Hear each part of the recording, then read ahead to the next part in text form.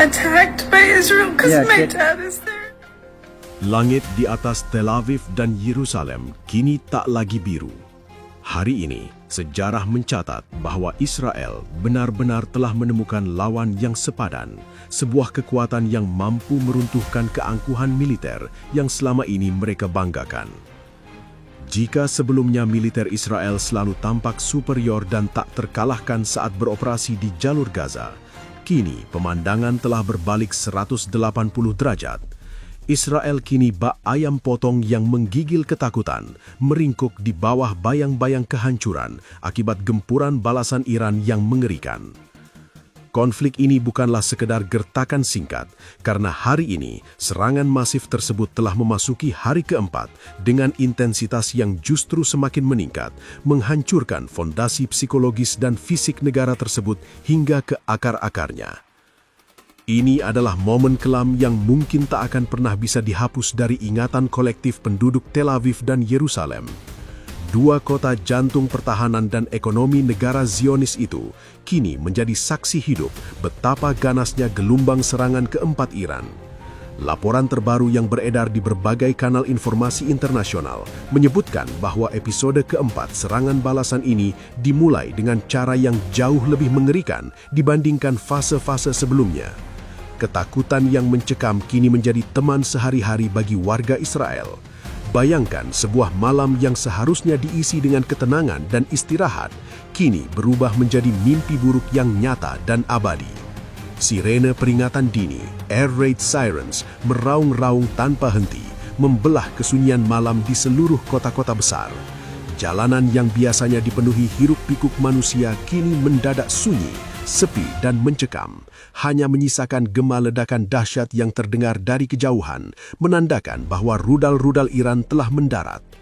Menurut laporan media-media terkemuka di Timur Tengah, serangan Iran kali ini memiliki karakter yang sepenuhnya berbeda.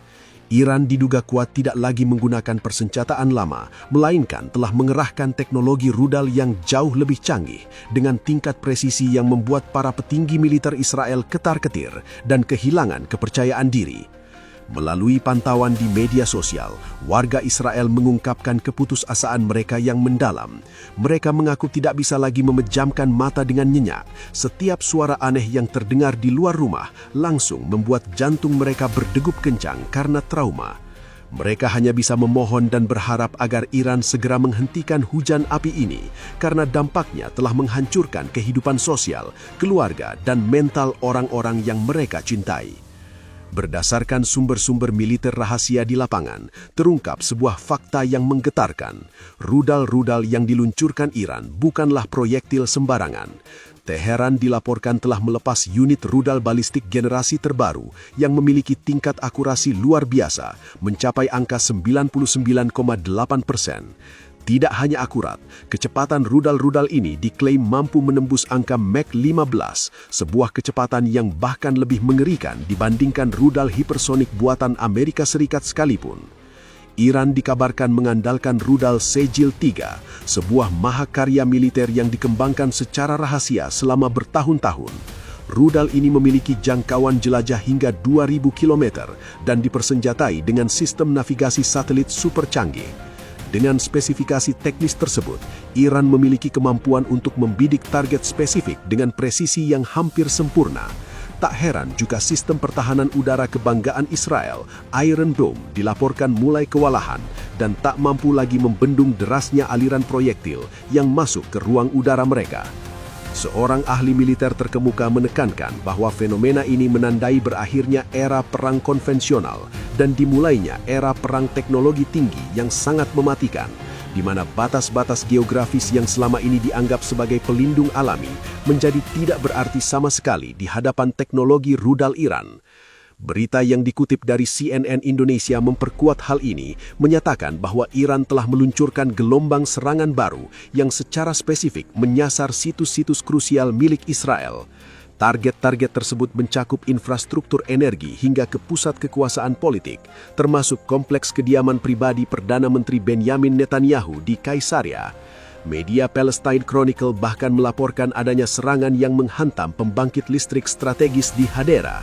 Meskipun hingga saat ini belum ada konfirmasi resmi mengenai kerusakan fisik di kediaman Netanyahu, militer Israel secara terbuka mengumumkan bahwa mereka telah mendeteksi setidaknya 50 roket yang meluncur deras menuju wilayah Kaisaria. Kondisi di ibu kota Tel Aviv saat ini benar-benar berada di titik nadir keamanan.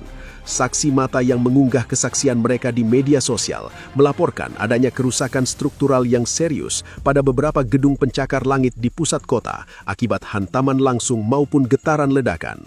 Ada pula desas-desus yang menyebutkan bahwa sistem pertahanan udara Iron Dome mengalami gangguan teknis atau konslet akibat volume serangan yang terlalu masif dan cepat, melampaui kapasitas pemrosesan data sistem pertahanan tersebut.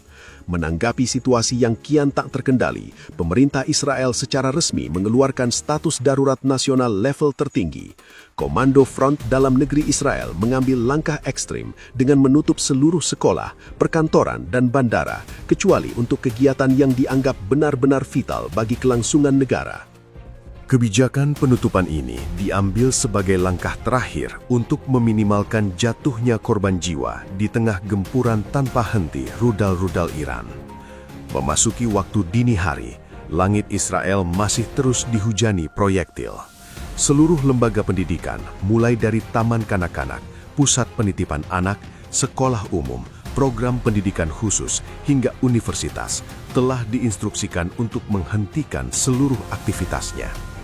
Segala bentuk kegiatan belajar, baik formal maupun informal, serta acara olahraga kompetitif bagi anak-anak dan remaja telah dibatalkan secara total. Bahkan liga olahraga profesional pun terpaksa ditangguhkan demi keamanan. Samuel Zakai, Kepala Otoritas Penerbangan Sipil Israel, memberikan indikasi yang sangat pesimis dengan menyatakan bahwa penutupan wilayah udara Israel kemungkinan besar akan berlangsung selama berminggu-minggu, bukan lagi sekadar dalam hitungan jam. Beliau menegaskan dalam laporannya di Jerusalem Post bahwa lalu lintas udara tidak akan dibuka secara penuh dalam waktu dekat. Pembukaan akan dilakukan sangat bertahap dan ada kemungkinan dihentikan total sewaktu-waktu jika situasi memburuk. Sementara warga Israel yang tersisa kini hanya bisa bersembunyi di dalam rumah, menyiapkan ruang-ruang perlindungan bawah tanah dengan penuh kecemasan, sambil terus memantau berita tentang kemungkinan serangan susulan. Namun di saat situasi lokal sudah sangat kritis, panggung global pun ikut memanas. China secara mengejutkan dilaporkan telah mengeluarkan peringatan yang sangat keras kepada Amerika Serikat. Beijing dengan tegas meminta Washington untuk tidak ikut campur sedikit pun dalam konflik antara Iran dan Israel yang kini memasuki episode keempat.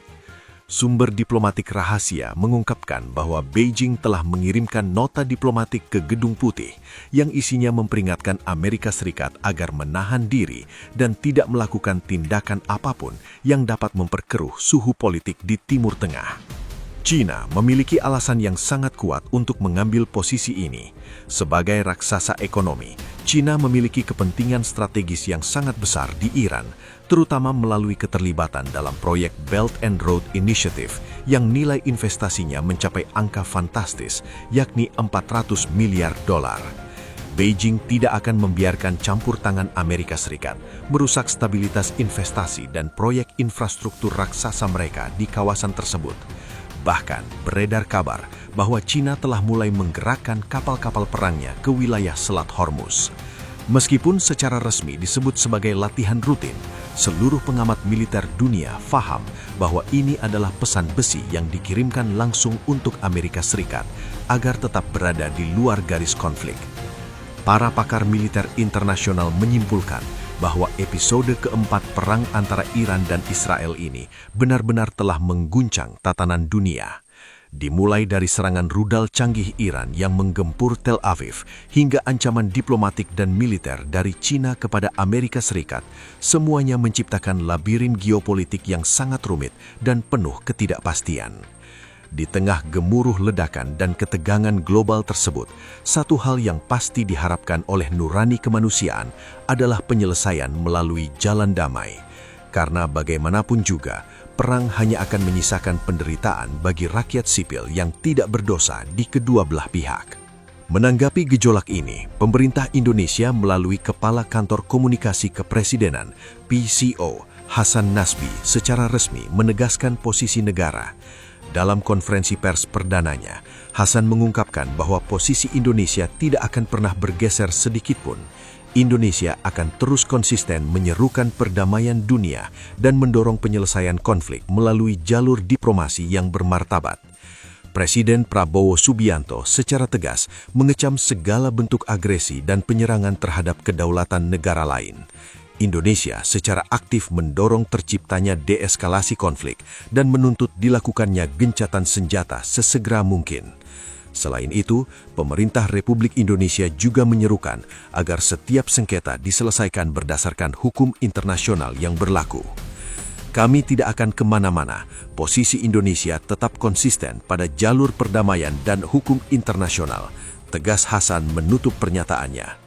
Dunia kini hanya bisa menunggu apakah diplomasi akan menang ataukah Timur Tengah akan terus tenggelam dalam lautan api yang semakin membara.